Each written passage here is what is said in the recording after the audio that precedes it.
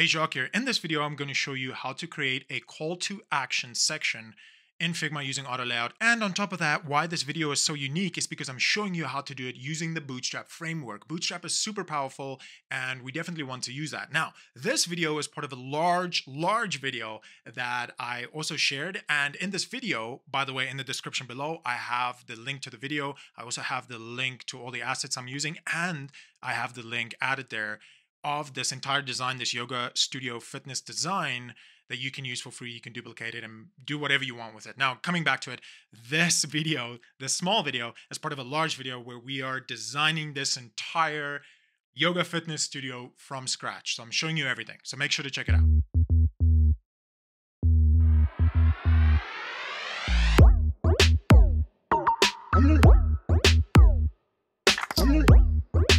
All right, so what we're going to focus on now is creating that call to action section. So first off, I'm going to hit the frame. I'm going to drag it onto the artboard, and we're going to make sure that our width is 1920, and we're going to activate auto layout. We're going to make sure that we select fix. So we do that every single time. Every single time we create a frame, we do that. All right, I'm going to change the naming convention to CTA, or you can say call to action. Again, this is completely up to you, completely up to how you name your frames, your groups, your everything. All right, so if you came across this video and you are watching this, make sure to check out the full video. I have an in-depth free video with all the assets added into the description. We have everything in there that you can use. And essentially this entire video, it's a large one, it's showing you everything from beginning to end. So make sure to check that out. And if you've been watching this since the beginning, I want to say thank you for that. Make sure to hit a like and subscribe button. Make sure that you check in because we do post videos on a weekly basis. All right. Now with the CTA already done, we are going to go back and reuse some of our containers. Now you can technically go and recreate the container every single time, but I'm a big fan of saving time. So we're going to copy that. And in this CTA, we're going to drop that in. As always, it's going to be centered. It's going to be on the left side. So we want to make sure that we click on the actual frame and we center this. While I'm here, I'm also going to add the actual spacing that I want, which in our case is 96. And we are going to get rid of everything. I'm going to show you why. So I'm going to take this heading. I'm going to axe it, take that, get rid of that. All right, so now we only have our row. But I'm going to go back to the frame, and we're going to add a great looking background image. So I'm going to open up that Unsplash plugin that we've been using in the previous part of this video. In the previous video, we're going to take this and we're going to add a good looking background image. All right, with this loaded up, I'm going to hit the search box and I'm going to search for yoga. Take it a second to load up. And as we went through this earlier on, there was a few images that I really liked. And I want to make sure that we can get to it again. We want to make sure when you add a background image for a container or for an entire frame, you want to avoid picking an image like this, which is in portrait shot. You want to select an image that has a beautiful landscape view. All right, so this one looks pretty good. And the reason I'm choosing this specific image is because of her colors and just because of the colors we've been using the whole time. Now you've noticed that it literally dropped it just right here. And the reason for that is, I'm just going to delete it. The reason for that is because we didn't select our frame. So when we select the frame and we redo that, you will see that we'll add it into the actual frame as a background image. And that's exactly what we want. I want to take a second here, and she is added in, which is beautiful. Okay. We go to preview mode and hit the right arrow. We can see we're getting there. We're getting there. What I want to do is I want to add, obviously, like I said, a call to action. So with that said, right now, as you can see, there isn't much going on and most of her is being cut off. So we need to change that. So in the row, the first thing I'm going to do is I'm going to take the text tool and we're going to drop it in. Okay, so let's say free 30-day membership. Very basic. And you can see that it's body-based text and full of white for some reason. So we're going to change that. I'm going to change this to heading. Let's change it to heading 1 for now. And obviously I want to change this. I'm going to go for gray 800 again. When that's done, we want to add a paragraph text. So I'm going to reuse what we already have. So I'm going to copy that text. We're going to scroll back down and we're going to paste that in.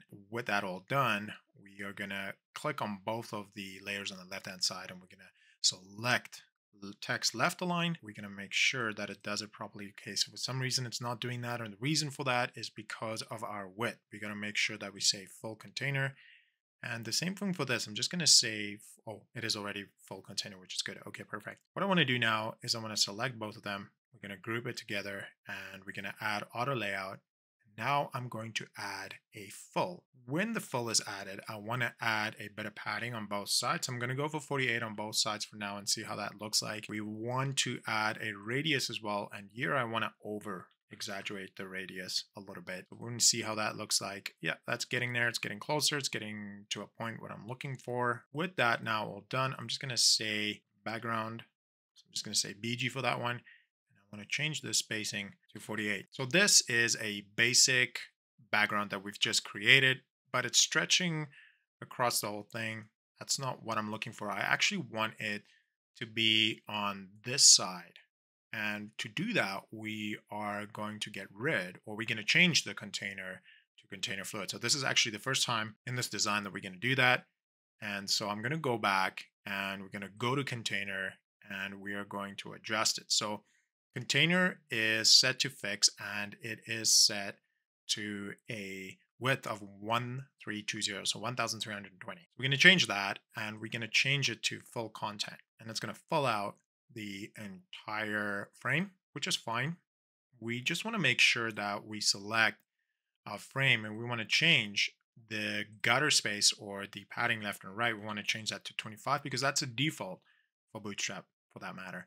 All right, so now we have container, but I'm going to change this to container fluid just so that we make sure that it's consistent. And now we are going to regroup this BG and I'm going to call it call MD6. Once that is done, we now are going to actually get it to be on the right hand side. So I'm going to add auto layout for this guy and we're going to duplicate that, go back to row, and we're going to change the actual orientation and go back to the first column that we have and get rid of that. Now we essentially created a 2-column or a col 6, and now we just got to fine tune what we have here. So I'm going to open up our BG and we want to make sure so it's set to white. One thing I've noticed though is that our border radius for some reason has disappeared, so it might be a glitch that we're sitting here with. We got to figure out why that is happening, where that actual radius is coming from, which is very odd, I have to say.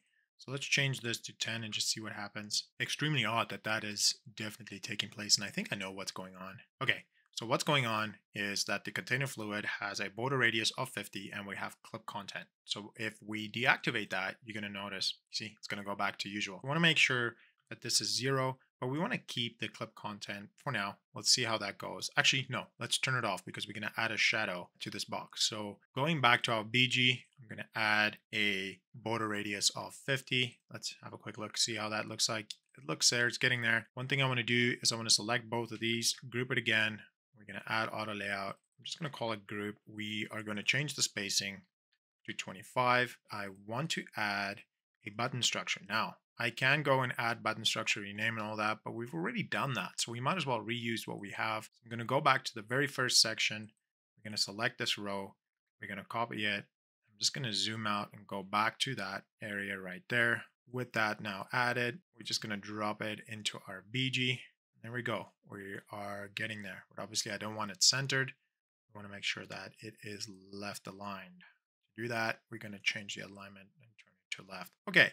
So again, you can change the actual text of the button itself if you really want to. I'm going to leave it as is for now. I'm going to decrease this actual radius. I feel like 50 now is too much.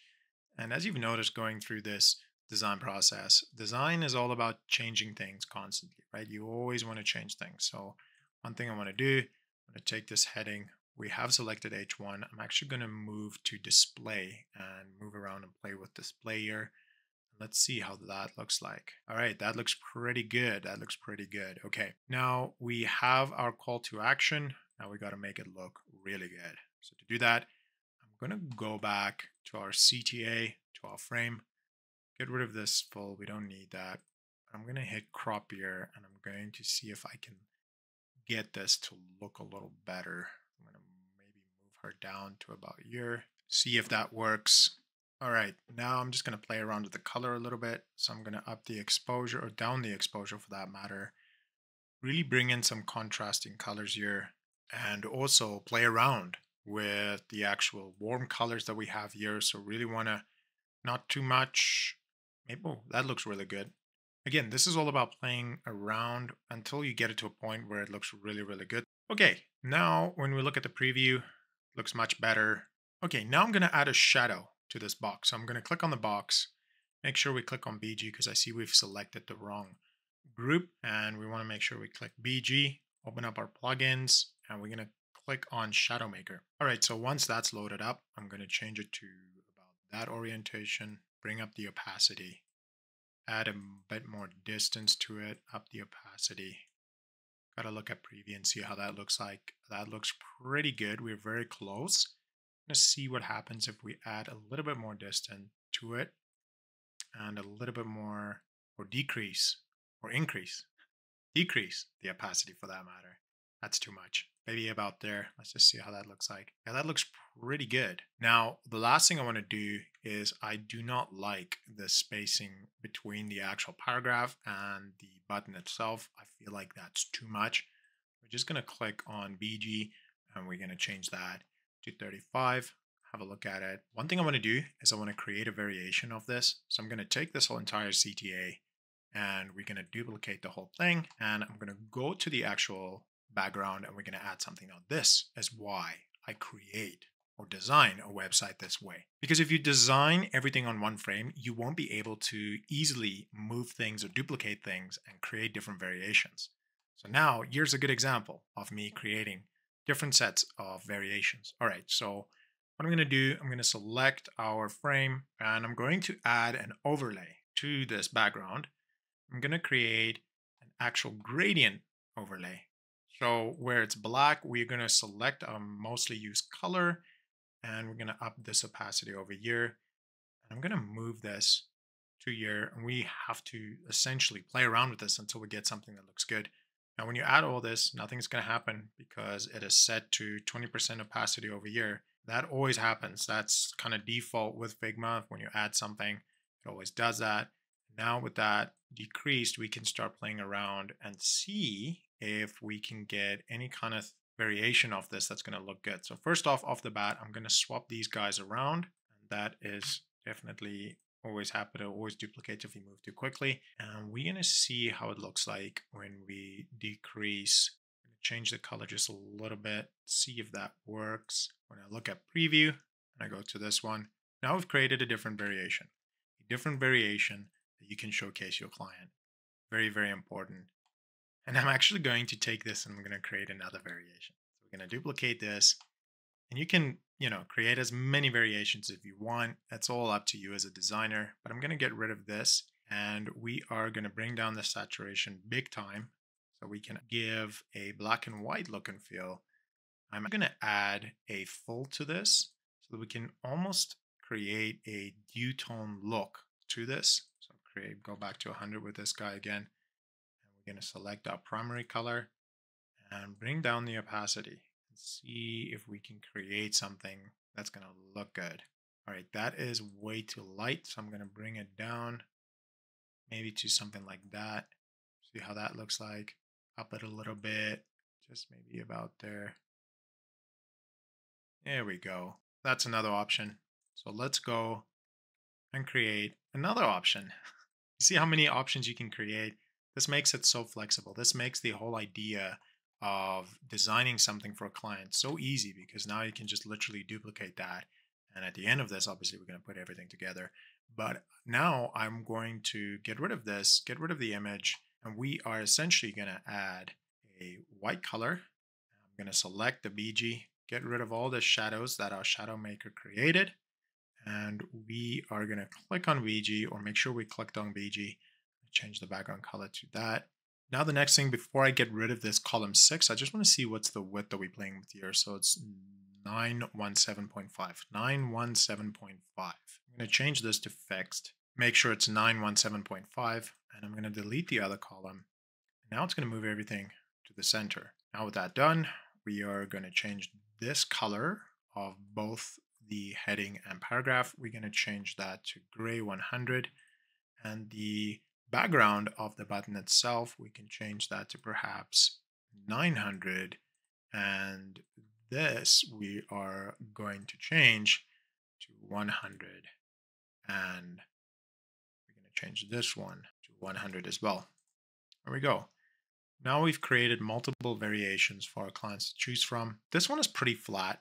I think we need to add a little bit of a shadow to this. So I'm going to select BG here, go back to shadow, and we're just going to add a very, very slight shadow, perhaps in a different direction, just to give it a more of a three-dimensionality to it. We've created multiple variations for our clients to choose from. So in the next part of this video, we're going to create a footer section. And after that, we are going to play around with fonts.